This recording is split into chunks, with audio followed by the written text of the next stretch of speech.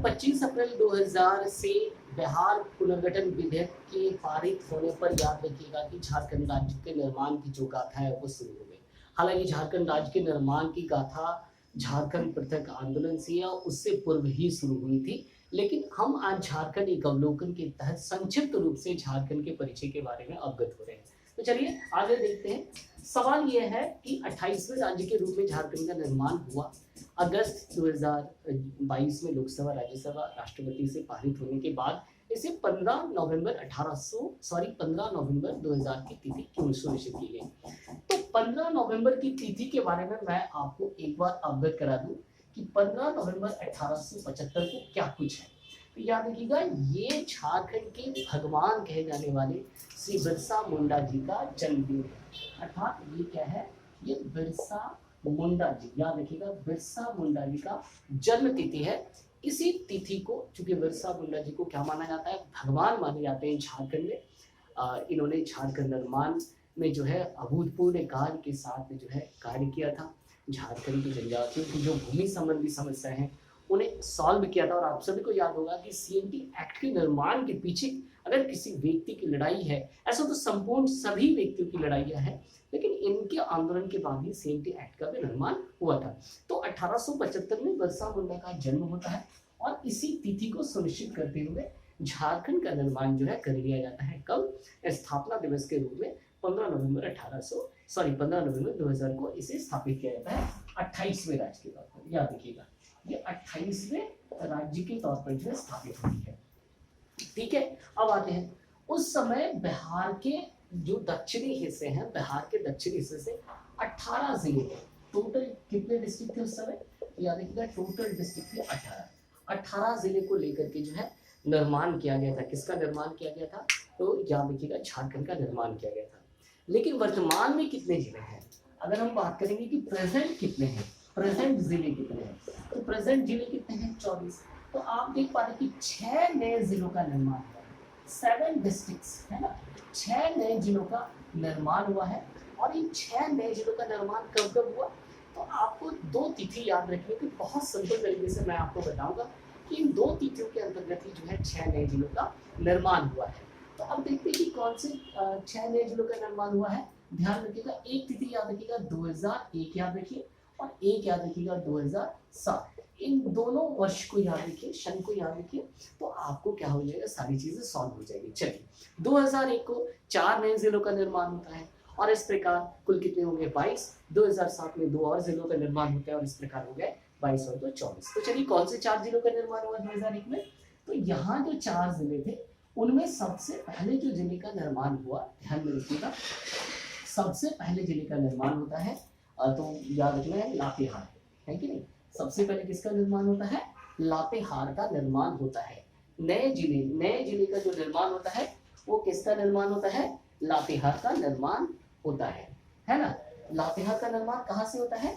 लातेहार का निर्माण कहाँ से होता है? तो ध्यान रखिएगा, लातेहार का निर्माण होता है पलामू से। ठीक है, लातेहार का निर्माण कहाँ से होता है? पलामू से। अर्थात ये पलामू प्रमंडल के अंतर्गत एक वृद्धि हमें देखने को मिलती है। दूसरा किसका निर्माण होता है? तो ध्यान में रखिएगा, दूसरा निर्माण होता है जामताड़ा का। किसका निर्माण होता है? जामताड़ा का निर्माण होता है। और ये कहाँ से अलग होकर के निर्मित होती है? तो दुमका से निर्मित होती है। तो ये किसके हिस्से हैं? याद रखिएगा, ये संथाल परगना के हिस्से हैं। ठीक है, चलिए नेक्स्ट किसका निर्माण होता है? तो याद रखिएगा, नेक्स्ट निर्माण होता है सरायकेला खरसावां का निर्माण होता है। ठीक है, सरायकेला खरसावां से पूर्व अगर हम कहेंगे तो याद रखिएगा, सरायकेला खरसावां से पूर्व सिमडेगा का निर्माण होता है। सरायकेला खरसावां से पूर्व किसका निर्माण होता है? सिमडेगा का निर्माण होता है। कहाँ से होता है? गुमला से होता है। ठीक है, ये किसके हिस्से हैं? साउथ छोटानागपुर के हिस्से हैं। ध्यान में रखिएगा, ये किसके हिस्से हैं? साउथ छोटानागपुर। चलिए, अंतिम किसका निर्माण होता है? तो सरायकेला है ना, खरसावां का निर्माण होता है। अंतिम तौर पर सरायकेला खरसावां का निर्माण होता है। और ये किसके हिस्से हैं? तो ये याद रखिएगा, कोल्हान प्रमंडल के हिस्से के तौर पर बनते हैं। किससे अलग होते हैं? तो पश्चिमी सिंहभूम, वेस्ट सिंहभूम से ये अलग होकर के बनते हैं। इस प्रकार 4 नए जिलों का निर्माण कब हुआ? 2001 में हुआ। कौन कौन से जिले? एक बार फिर से रिपीट कर लेते हैं। लातेहार का निर्माण होता है कहाँ? पलामू से होता है, अर्थात पलामू प्रमंडल के ये हिस्से बनते हैं। जामताड़ा का निर्माण किससे होता है? दुमका से होता है, ये संथाल परगना के हिस्से बनते हैं।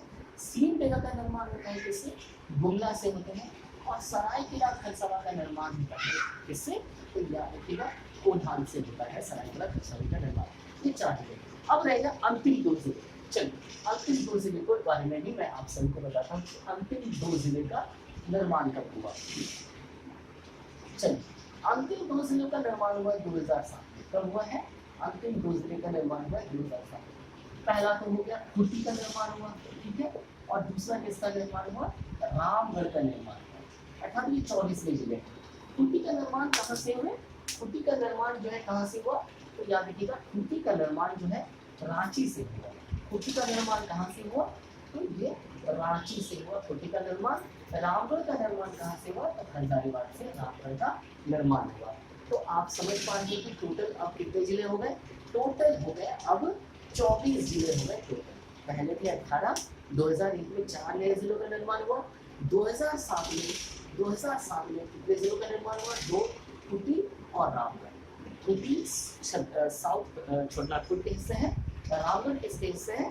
तो रामगढ़ जो है उत्तरी छोटानागपुर के हिस्से हैं जो कि हजारीबाग से कटकर बनते हैं। इस प्रकार जो है हम देख पा रहे हैं कि सारे प्रमंडल में परिवर्तन आते हैं। कब?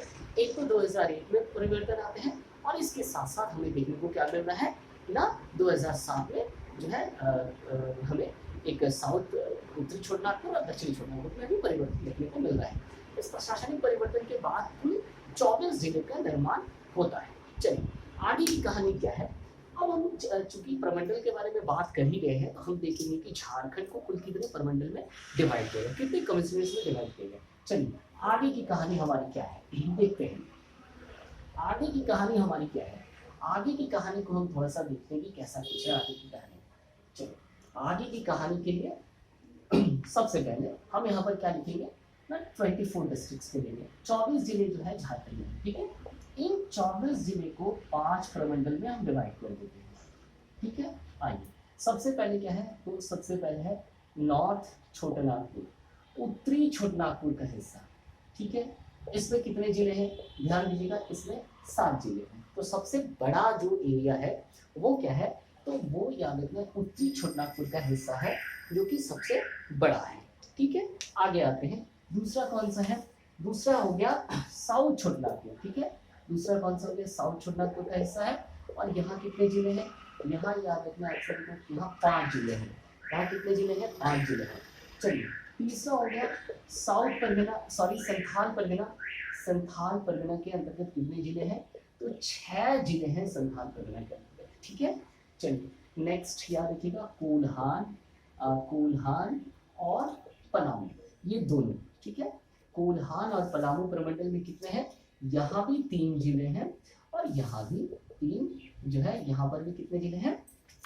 ध्यान में रखना आप सभी को कि यहाँ पर भी जो है 3 जिले हैं।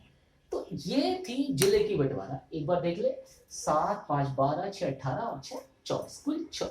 इन्हें इतने प्रमंडल में 5 प्रमंडल में डिवाइड कर दिया। चलिए एक बार देख लेते हैं कि क्या कुछ है। नॉर्थ छोटानागपुर जो प्रमंडल है, नॉर्थ छोटानागपुर जो प्रमंडल है, इसका मुख्यालय कहाँ पर स्थित है? तो याद रखिएगा इसके मुख्यालय है हजारीबाग। कहाँ स्थित है? हजारीबाग में इसके मुख्यालय है। चलिए साउथ छोटानागपुर प्रमंडल का मुख्यालय कहाँ है? ओबियसली इसका सेंटर क्या होगा? रांची होगा।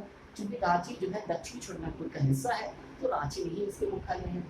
संथाल परगना के हिस्से दुमका, याद रखना आप सभी को कि दुमका क्या है? संथाल परगना के जो है ये मुख्यालय है।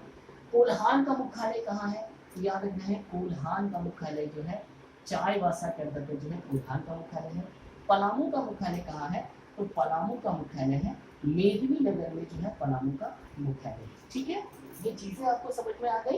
एक तो प्रमंडल और प्रमंडल से जुड़ी हुई जो है ये इसके मुख्यालय, सेंटर्स, हेडक्वार्टर्स कहाँ पर है। अब देखते हैं कि कितने जिले इसमें समाहित है। उन चीजों को भी हम देख लेते हैं एक बार। आइए अगर हम बात करते हैं नॉर्थ छोटानागपुर में, तो नॉर्थ छोटानागपुर में कौन कौन है? ध्यान से देखिएगा। नॉर्थ छोटानागपुर में पहले तो चतरा है, ठीक है। दूसरी और कौन है? हजारीबाग है। तीसरा कौन है? गिरिडीह है, ठीक है। और कौन है? चलिए कोडरमा है। कोडरमा है, और कौन है तो धनबाद है, ठीक है, और कौन है बोकारो है, और कौन है तो रामगढ़। ये टोटल 7 जिले किसके अंतर्गत है, ये टोटल 7 जिले याद रखिएगा, ये नॉर्थ छोटानागपुर के हिस्से हैं, ठीक है। चलिए साउथ छोटानागपुर में 5 जिले, इसमें कौन कौन है तो सबसे पहले तो रांची आएगी, उसके बाद कौन है खूंटी है, ठीक है, उसके बाद कौन है गुमला है, ठीक है, और कौन है सिमडेगा है, ठीक है, और कौन है और हो गए लोहरदगा, ठीक है, और कौन है तो लोहरदगा। ये 5 जिले किसके अंतर्गत है, साउथ छोटानागपुर अर्थात दक्षिण छोटानागपुर के हिस्से हैं। चलिए संस्थान पर में बोलने की आवश्यकता नहीं है, देवघर, देवघर देवघर के साथ दुमका, ठीक है, और कौन है गोड्डा, गोड्डा, इसके साथ आप कौन है पाकुड़, और कौन है साहिबगंज, और कौन है जामताड़ा। ये सभी किसके अंतर्गत आते हैं, तो ये 6 जिले याद रखना है संथाल कोरबा के अंतर्गत आते हैं। चलिए कोल्हान में कितने जिले हैं, 3 जिले हैं, कौन कौन से जिले हैं, ईस्ट एंड वेस्ट सिंहभूम, और क्या है सरायकेला खरसावां, ये चीजें हैं।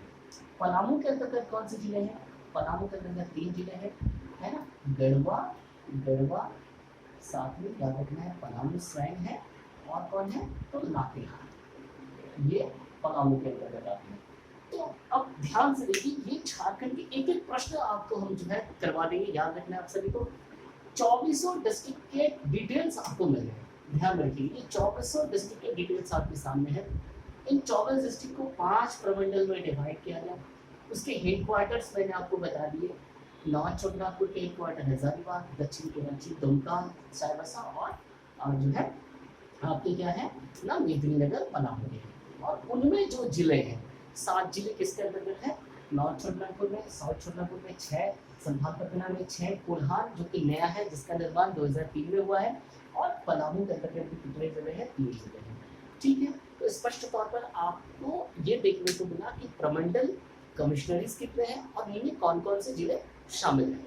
तो आगे क्या है, आगे क्या कुछ थोड़ा सा और हम लोग अवलोकन करेंगे, क्या अवलोकन करेंगे मैं आपको बताऊंगा। अब देखना है कि झारखंड एक अवलोकन के तहत आगे की कार्रवाई क्या है हमारे पास, आगे क्या कुछ है हमारे पास। चलिए तो एक छोटा अवलोकन हम लोग करेंगे कि ध्यान में रखिएगा कि झारखंड का जो क्षेत्रफल है वो कितना है। झारखंड का क्षेत्रफल याद रखना है 79714 वर्ग किलोमीटर, क्या है ये झारखंड का क्षेत्रफल है, क्षेत्रफल या एरिया जिसे कहते हैं कितना है। ये पूरे भारत के क्षेत्रफल का कितना है, तो ये पूरे भारत के क्षेत्रफल का याद रखिएगा कितना है, पूरे भारत के क्षेत्रफल का 2